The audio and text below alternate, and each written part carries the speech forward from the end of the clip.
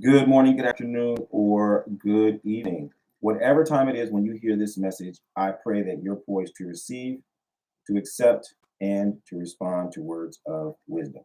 Hashem. Listen, this is a supremely important lesson. Supremely important. The immature seek validation from the weak. The immature seek validation from the weak. Okay? What do I mean by that? When Now, immaturity, let me start here. Immaturity is not a zero sum game.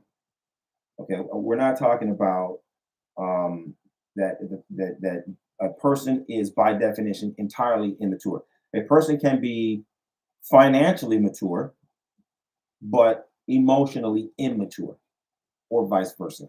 A person can be professionally immature, but be socially mature. Right. So it's not just that you know people are completely by definition immature. If you're an adult, there are different areas of life where you're more developed than others. But as a rule, when you are in a relatively immature state, you are likely to turn to weakness for validation because that's a hallmark of immaturity. This is why the Yoruba say when a youth falls down, he looks around to see who saw him fall. It's about ego protection. But when an elder falls down, he looks down to see what tripped him up. He wants to hold himself or herself accountable. Say, okay, this is what really happened. I tripped on this roof or I tripped on this rock. Right. So immaturity is going to be fed by and enabled by weakness. This is super important for anyone who wants to really grow in their practice of Odisha lifestyle. Why? Because even though immaturity is, enabled by weakness, it becomes extremely pronounced in our community because we have, for a variety of reasons, we've normalized pandering. We've normalized pandering. The way things are being communicated today are so radically different from the way they were 30 years ago, right? And this is what I mean. Nowadays, um, people are going to pander to you almost universally in two ways. And you're going to see how this promotes immaturity and perpetual weakness. Number one, you're going to know someone's pandering to you because they're going to tell you that you are entitled to things that you haven't earned. They're going to start calling you names. They're going to give you titles. They're going to call you Baba Lawo. They're going to call you Yani Fa. They're going to call you Chief this. They're going to call you King of that. They're going to call you, right? That's the first. That's the most notorious way that people are pandering to you. Now, if we liken it to school, it's like someone calling you lawyer, someone calling you doctor, right? Someone calling you valedictorian. You know you haven't done your homework. You know you haven't studied for the test. You know you haven't passed the test. You're not certified and legitimate. You know that you are not that. But people who really know better and are in a position, right, whose word counts, they're referring to you this way, right? They're bigging you up, they're gassing you up. Pandering, that's the red flag number one. People are telling you things or giving you certain kind of accolades that you know you have not earned. They're gassing you up. They're pandering to you, right? The second way that you know that people are pandering to you, equally notorious, they tend to go side by side, is that they're going to tell you that all of the problems that you're having, or the overwhelming majority of the problems that you're having, or the active ingredient in your problems, are outside yourself. They're going to be telling you that it is the witches. They're going to be telling you that it's the your neighbor. They're going to be telling you it's your partner, your spouse.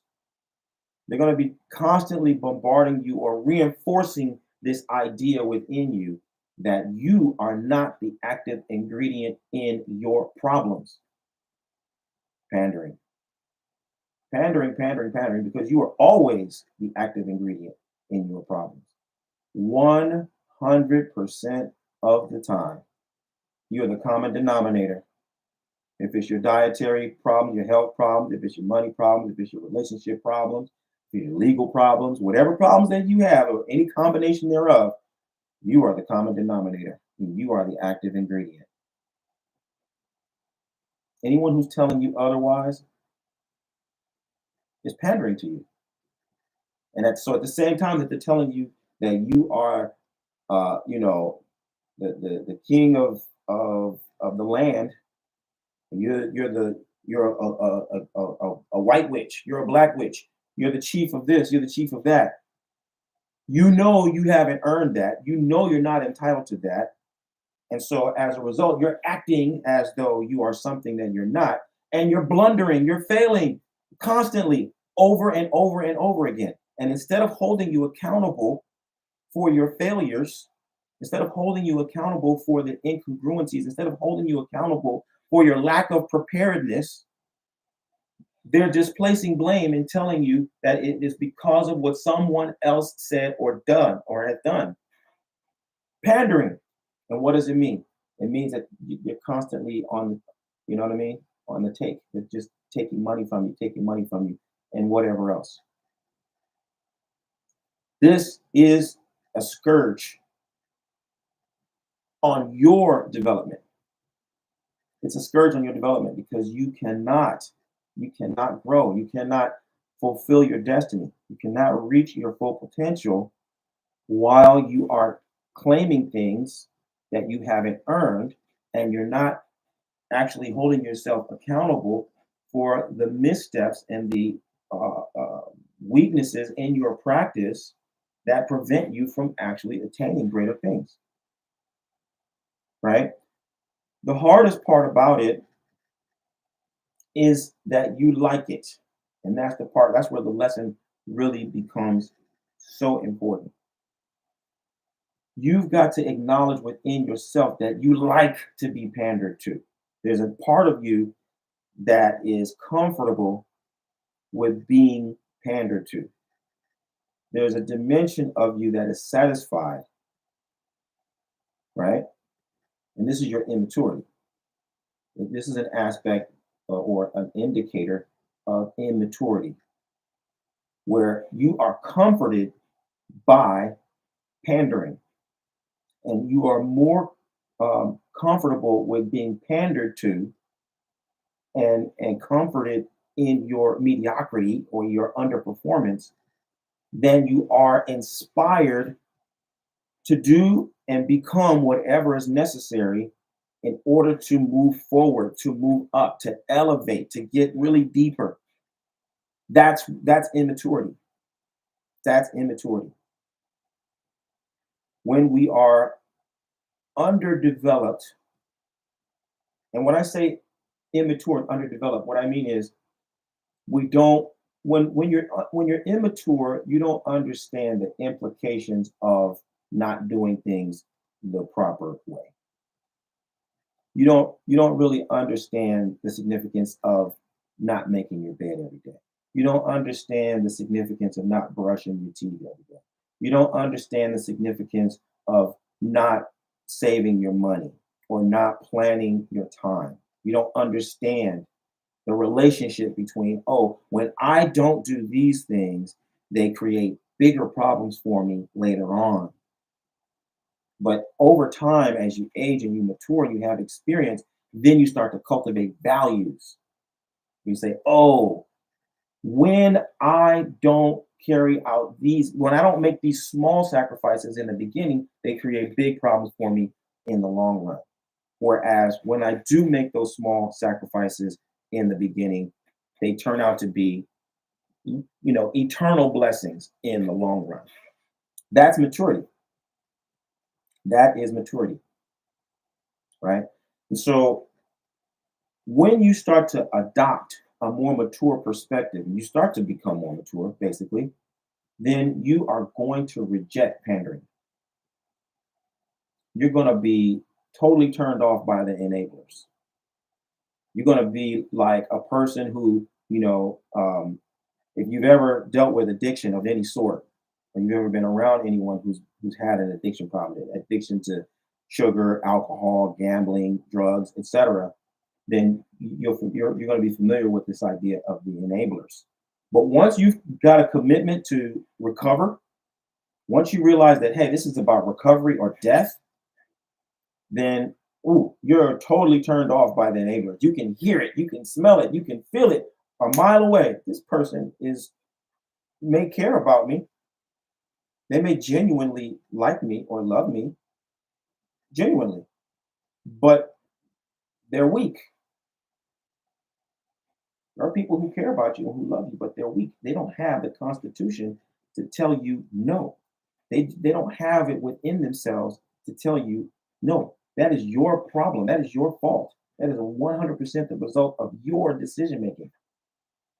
They don't have it within themselves. They do care about you, but they just don't have it within themselves, probably because they don't live their own lives that way.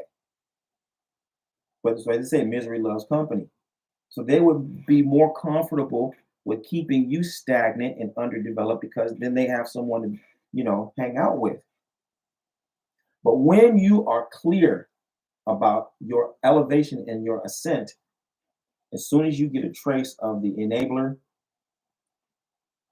you're going to walk away. You're going to create a lot of distance between you and them. Okay? You're not going to accept pandering. You're not going to allow them to call you by some title that you haven't earned. You're not going to allow them to put you in places and positions that you have not earned. You're going to opt out and say thank you, but no thank you. And this is something that I have seen over and over and over with almost 100% accuracy and precision. I've had students, I've had clients, I've had associates. They're telling me, hey, these folks are telling me I'm this, they're telling me I'm that, they're offering me this, they're offering me that. Don't take that. Don't accept that. Don't let them call you that. Don't let them put you into that position. Right? Or here's the condition. If they're going to call you that, they're going to give you that title, then you tell them, I will postpone my formal acceptance of this position or this title under these conditions. You're going to have to train, for example, they told you that you were the king of such and such a land. Oh, we looked and Ifa says that you're a king of this or that. Okay. When you show me my palace and you take me on a tour of my realm, and you can introduce me to my court, all of the chiefs, right? And you can then orientate me and train me on the protocols and the rules of engagement of what each of these people do and when we meet. And you can, once you train me in that and I'm ready to actually govern, then I will ascend the throne. Until then, I'm a trainee, right? Everyone who has applied that rule has been successful. Everyone who I have introduced this to and coached along these lines has been successful. Everyone who has refused and thought that they had a better idea or that they were going to be able to work around it, they have all failed. All. All. And it's just a question of maturity. You may want that title. You may want that position. You may want to be center stage right now. But if you're not ready, then the mature voice within you is going to tell you, don't position yourself to take on things that you really haven't earned.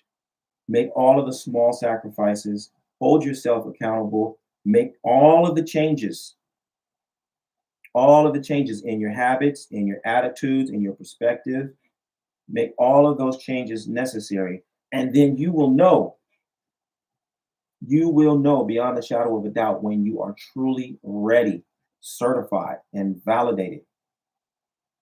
But do not seek validation from the weak.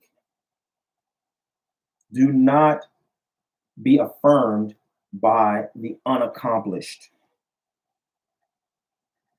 Seek your validation from the highest achievers. Determine your eligibility according to the ones who are truly who have attained the level of success that you want to attain and are holding you to a high standard, who are holding you to a level of personal accountability that doesn't leave wiggle room for mediocrity. This is the recipe for personal greatness and the total fulfillment of your destiny. This is a lesson for the leaders, for the people who are ready to bring about change in the world, who are ready to transform the world, who are ready to uplift the world through positive influence. If you're one of those people, then I want you to find out how Obafemi Orikuwa and the Orisha Lifestyle Academy can help you take your practice and your life to the next level. Visit me at obafemio.com or orishalifestyle.com. Let's start working together to help you bring about the good condition for yourself and those who you are destined to serve. I look forward to working with you. Bye for now. O double.